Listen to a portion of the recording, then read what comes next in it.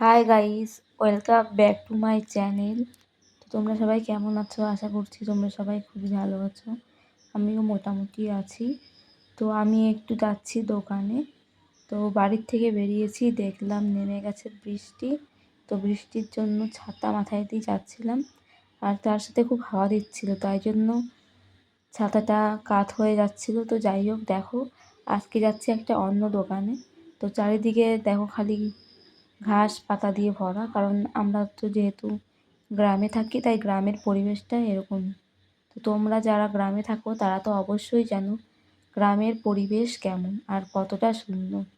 তো দেখো বৃষ্টির জন্য ঘাসের মধ্যে জল পড়েছে, কতটা সুন্দর লাগছে।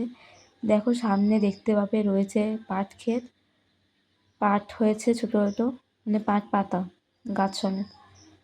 আর কিছুদিন পরে এইগুলো বড় হয়ে পাট হয়ে যাবে আস্তে আস্তে। তো দেখো এখানে দিয়ে যাচ্ছি, যে জায়গাটা দিয়ে প্রচুর কলা বাগান, এখানে ফুল গাছও লাগায়, এইবার লাগিয়েছে কলা বাগান। এই পাশেও দেখো রয়েছে খালি বাগান আর বাগান, চারিদিকে শুধু বাগান আর বাগান। আর এই পাশে দেখো রয়েছে কত সুপারি।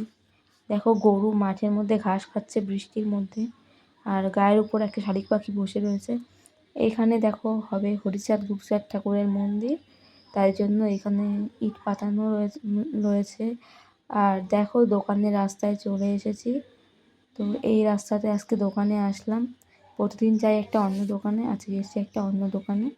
তো এই দোকান থেকে কিছু জিনিস নেব। এই দোকানের জিনিসগুলো খুব ভালো দেয়, সব জিনিসগুলোই টাটকা টাইপের, তাই জন্য এই দোকানে এসে পড়েছি।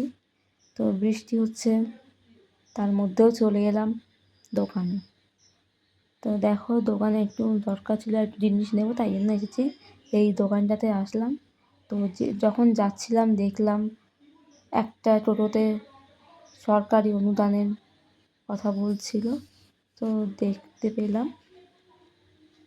আর এইখানে দেখো বাড়ি চলে এসেছি, আকাশের পরিবেশটা কতটা সুন্দর লাগছে।